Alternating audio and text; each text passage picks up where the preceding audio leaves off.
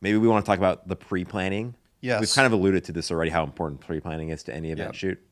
So there's two pieces.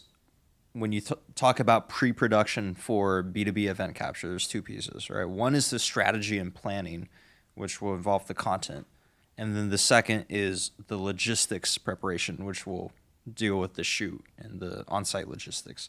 To think about strategy and planning, the most important thing is, we talked about this earlier, is all of this is informed by your distribution strategy. So the things to think about is, what are your content goals, right? What do you want the capture and the content you produce out of this event? What do you want it to accomplish? Is it social media performance? Is it marketing collateral for your sales teams to use?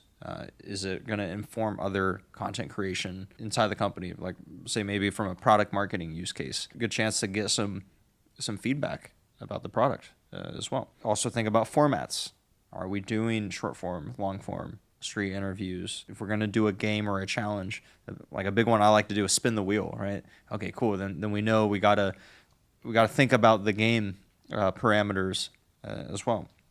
And then finally, deliverables. In terms of deliverables, what output you're actually going to get from the event, right? And having that metric there beforehand, so you can hold yourself accountable. You can hold your vendor partner accountable after the fact. Yeah, and here's some example deliverables that we might do at a maybe user conference. Capture the keynote speeches, capture all the like all the talks, capture maybe 3 testimonials, maybe do some long form interviews, sit down interviews with the exec teams, and then maybe get a handful, 5 to 10 short form street interviews. That's an example of like what you could potentially get at a user conference, and that's even potentially on the low side. That's being conservative. Yeah. If you have a team that knows what they're doing going into it with a pre-planning and scripting ahead of time and knowing what you're shooting, you could freaking crush it. But I think it's always crawl, walk, run. Yes. If you're first time shooting an event, don't go crazy. Let's just try 5 street interviews. Let's start small. Yeah. Let's try one interview. Yeah. Or hire some experts. Or hire experts to help you do it all. So the second piece of setting yourself up for success in pre-production is identifying and calling out your on-camera talent, right? These are folks that are internal or external that will be good subject matter experts or have something valuable to add or something to say, a point of view. And then finally, the last piece is it's always good to have a shot list. The more premeditated you can be pre-event, the more chances that you're going to walk out of the event with exactly what your goals are. Because if a client gives us a shot list, or we'll create a shot list, we're like, check mark, make sure we get that. I think sometimes we miss, not that I've learned my lesson, like, let's make sure we get, for the recap video, I want some detailed shots too, not just wide crowd shots. Yep. Give me some detailed shots of these different logo displays or or a handshake, whatever it is. Like a group photo moment, people toasting cheers and whatnot. Branded logo, branded swag and stuff. Yeah, people interacting with the product demo, say on an iPad or something. Yeah, I think the people in action doing stuff. Yep. So cool. And then the second piece is prepping logistics. So this one's really important. This is where most companies we've seen drop the ball. We were talking about interview targets, who we want to talk to. Not that most people drop the ball, but if they are to drop the ball, this is where they're dropping. Not everyone's dropping the ball. Yeah. People are doing great. For interviews, right, you want to pick out the people, and then you want to pick out the topics and themes. So prep your questions, prep your talk tracks, and make sure you're time blocking and scheduling. I'll give an example. One of our clients reached out. I'm going to the conference on their behalf, because we know the brand really well. They reach out to all the speakers and their target accounts and partners that I need to talk to, and they give them a heads up. Hey, would you want to do a quick street interview? And then I have that person on my list, and I got to go hunt them down.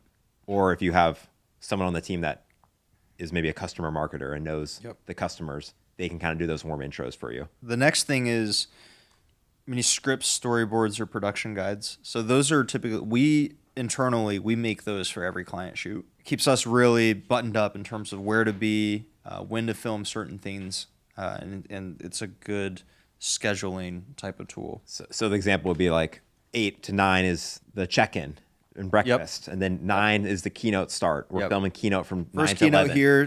Keynote here, and this is especially important. Let's say if you have a multi-room type of setup, you have 2 ongoing sessions at the same time. Right, just knowing where, okay, we're gonna have camera A here, camera B here, camera C, camera D over there, and then making sure that audio and everything is accounted for beforehand. right? Oh, here's lunch break. Okay, we're gonna do B-roll now. We're gonna do some street interviews. Afternoon block is more free roundtable style discussions. We'll pull some of our customers during those times and schedule the testimonial capture then. And then we got our favorite part of the day, happy hour. And then that's where people are loose, and then you can get them on some fun street interviews where everyone's tired of hearing value-based content all day, so they want to get on camera now. It's their turn to be the star. The next thing, this is more on the post-production side. We also edit for our clients, right? And a big thing for us to get the fastest turnaround time and the most cohesive, brand-friendly or on-brand content is you want to get your brand kit ready, right? You want to get your logos, the different formats of your logos, some with transparent backgrounds, etc. Color hexes, codes, the different fonts that your brand is using, as well as different design assets as part of that brand toolkit, will allow vendors like us to create really on-brand content that looks like it's a good representation of your company. And you get that all ahead of time, right? Yep. If we know we're shooting on Thursday, or we know we're shooting on Wednesday, and we want to show some content from that right away, you're uploading footage that night to us, or if we shot it, we're sending it off to editing. They've already had all the brand kit. They know the style. They have reference videos of what it's supposed to look like we've never edited before. And then we're able to give you that video next day or by Friday. You have at least some content to push. And that's one thing that when you're hiring outsourcing editing, if you don't have it in-house and the editor isn't synced, because that's one thing. All we've been talking about is shooting and planning. Yeah. The editing is such an underrated piece of this whole puzzle, because you can shoot all you want, but if you're not editing it, where's it going? So being dialed with your editor on the process. Set them up for success, right? So you get better quality and you get faster turnarounds. If you want to post by Friday or by afternoon Thursday and you just want to do a street interview, editing team, if they know ahead of time that they can do that, it's not that hard to do a couple short form videos in that morning if you have all the assets and all ready to go. Yep. Last two pieces, we'll go through these pretty quick. The on-site logistics piece. Get a map of the venue, right? Where are we doing the event?